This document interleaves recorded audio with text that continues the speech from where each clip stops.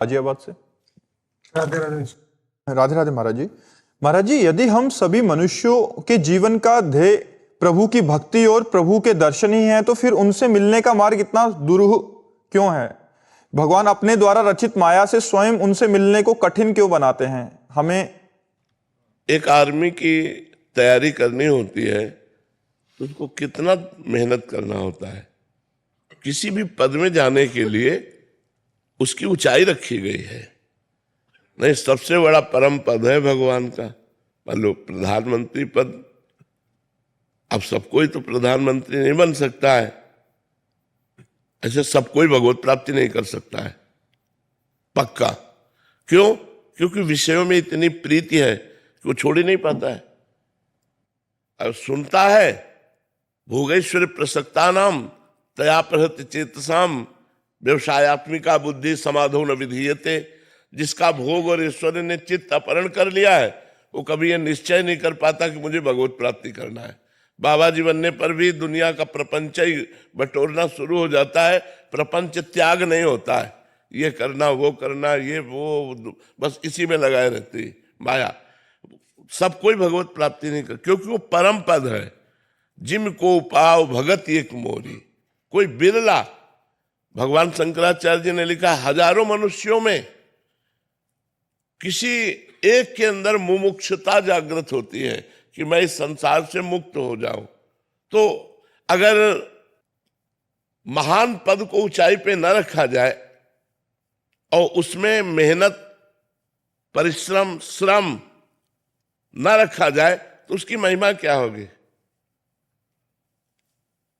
एक हमारे यहां रंगनाथ जी के मेला में एक खेल होता है। एक लगभग 20-25 हाथ लंबा खंभा गाड़ा जाता है और उसके ऊपर लाखों की सामग्री टांगी जाती है और मनुष्य शरीर के ऊपर ही चढ़ करके वहां जाना होता है और दोनों तरफ सीढ़ियों से घी और दही की धार डाली जाती है मनुष्य शरीर के ऊपर। अब आप देखो, बिल्कुल ऐसे ही परमात्मा प्राप्ति के लिए है।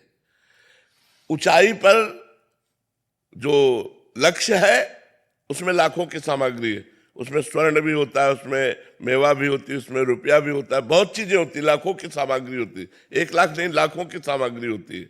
अब बड़े बड़े पहलवान हमने देखा है चढ़ते हैं, अब उधर तेल धारा घी धारा दही धारा डाली जाती है। अरे यार, जब देना ही है तो इतना विघ्न क्यों डाल रहे हो? अब मनुष्य शरीर में केवल लंगोट पहने, कोई कपड़ा नहीं। अब जब तेल और घी पड़ेगा तो फिसलेगा कि नहीं फिसलेगा? वो 10वें बार फिसल के आते हैं चढ़ते चढ़ते, और वो बराबर जैसे जैसे वो चढ़ते जाते हैं वैसे वैसे तेल घी डालते जाते हैं। अब जब उनमें से 10 बार 11 बार गिरे और जब चढ़ के जाते हैं तो पूरी समाज तालियां बजाती है और वो उठा करके अपना लक्ष्य चूमते। आया आनंद कि नहीं आया आनंद? अगर ऐसे ही किसी को दे दे तो क्या आनंद आया? वो आनंद आया जब इतना श्रम किया, तब उस लक्ष्य को समझ पाए कि हाँ भाई ऐसे। तो भगवत प्राप्ति में बिल्कुल यही क्रिया है। एक माया का बरसात कर देते हैं भगवान।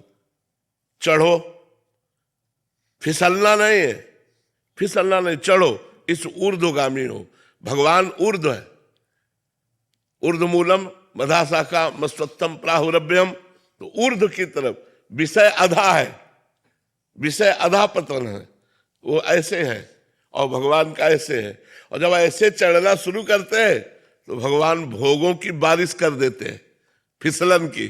कंचन में फिसल जा, कामिनी में फिसल जा, इसमें फिसल जा, उसमें। अब फिसलता भी है साधक, फिर तैयार हुआ, फिर चढ़ता है, तो कई कई जन्म लग जाते हैं भगवत प्राप्ति में। जैसे किसी को अभी भगवत प्राप्ति हो गई, जन्म लेते ही 2-4 वर्ष साधना की, तो आज से नहीं लगा, वो कई जन्मों से वो लगा हुआ है, तब वो जाकर भगवत प्राप्ति होती है। तो इसीलिए दुर्लभता में आनंद की सुलभता में तो भगवान ने माया का घूंघट काट लिया है। सबके बीच में सर्वत्र है, लेकिन माया का आवरण डाल लिया। अब इसीलिए भगवान की तरफ या तो कोई चल ही नहीं पाता, और कोई चलता है तो बड़ी कठिनता रख दी गई, और जो पार कर गया तो जयति जयति जगोच्चर सतरति सतरति सा लोकान तारयति, वो स्वयं तर जाता है, स्वयं तर जाता है और लोक के लोक को पावन कर सकता है। तभी जगत बंदनी वो महात्मा हो जाता है। संगस्त दुर्लभ हो, उसका दर्शन, उसका संग, उसका स्पर्श दुर्लभ बताया गया है जो भगवत प्राप्त महात्मा है। तो भगवत प्राप्ति इसीलिए ऐसे गोल पे रखी गई इतनी कठिनता पे रखी गई है कि अगर आप पार कर लो तो फिर वो प्राप्त हो जाएगी। कठिनता है। अच्छा, कठिनता क्या है? हमारी कमजोरी। हम इंद्रियों के भोगों में फंस गए, हम स्वयं, बस उनका त्याग करना ही कठिनता है। अगर इंद्रियों के भोगों को त्याग कर दो तो परमात्मा आपके हृदय में है, बिना किसी साधन के स्फुरित होने लगे। हम बहिर्मुख हैं, इंद्रिय भोगों में मस्त हैं, नाना प्रकार की भोग विलासिता माया में उन्मत्त हो रहे हैं, इसलिए वो परमात्मा गुप्त हृदय में बैठा हुआ है। और आज हम भजन बल से इंद्रिय विलासिता को रोक दें तो स्फुरित हो जाए। वो स्फुरित हो रहे हैं, वो हमारे समीप ही, बिल्कुल इतने समीप है कि उनसे समीप कोई है ही नहीं। और सही पूछो तो समीपता भी दर्पण की भांति वर्णन है कि हाँ, दर्पण की भांति वर्णन है कि दर्पण है बीच में तो प्रतिबिंब दिखाई दे रहा, दो लग रहे, दर्पण खींच दो तो एक ही बचा। ऐसे ही ये जो अंतःकरण रूपी दर्पण है, ये शांत हो जाए तो एक ही बचा, ब्रह्मविद ब्रह्म भवति, ब्रह्मविद ब्रह्म जानत तुम्हें तुम्हें हो जाए। इसीलिए भाई कठिनता पे रखा गया है। अगर सहज हो जाए तो फिर उसका महत्व क्या हो जाए। तो इसलिए भगवान ने माया का आवरण डाल करके बैठे हुए हैं कि आप माया, और देखो सुविधा भी दे दी। भगवान के मार्ग बताने वाले शास्त्र, भगवान के मार्ग बताने वाले संत, और क्षमा भी कर दिया। हजारों अपराध हो जाए तो क्षमा, मान लो हजारों बार गिर जाओ तो क्षमा, चलो आगे बढ़ो भगवान के मार्ग को। तो प्राप्त करना कौन? ईमानदारी से सोचो, क्या हमारे हृदय में जलन हो रही है कि भगवान की प्राप्ति के बिना हमारा आज का भी दिन गया? आप विचार करके देखो। जैसे हमें भूख लगी हो तो केवल भोजन की खोज होने लगेगी, प्यास लगी हो तो पानी की खोज होने लगेगी। क्या ऐसी परमात्मा की खोज हो रही? नहीं हो रही। हम राजी हैं खा पी करके मौज मस्ती से ऐसे दो चार माला घुमा लिए, सत्संग सुन लिए, इस तरह का जीवन हम व्यतीत कर रहे हैं। ना कि हमारे अंदर ऐसा है, ना खान पान ते भावे है, ना कोमल वसन सुहावे है, सब विषय लगे ते खारा है, हरियासिक का मग न्यारा है, केवल मुझे भगवत प्राप्ति चाहिए, ऐसा तो नहीं है ना। हाँ, तो इसीलिए भगवत प्राप्ति दुर्लभ है, नहीं तो भगवत प्राप्ति सुलभ है। क्या कठिनता है? भगवान मेरे हैं। कठिनता हमको इसलिए लग रही है कि हमने विषयों में अपने मन को दे रखा है। अब वो मन विषयों से हट जाए और भगवान में लग जाए, बस हो गया, इतनी बात है। अब हटाने में जन्म के जन्म लग जाते हैं और इसी जन्म में भी हटा दो।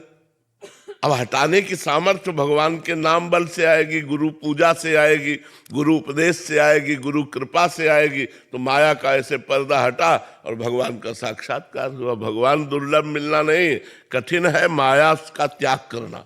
जहां विषयों में फंसे उनका त्याग करना कठिन है। वही कठिनता हमें भगवान की प्राप्ति में कठिनता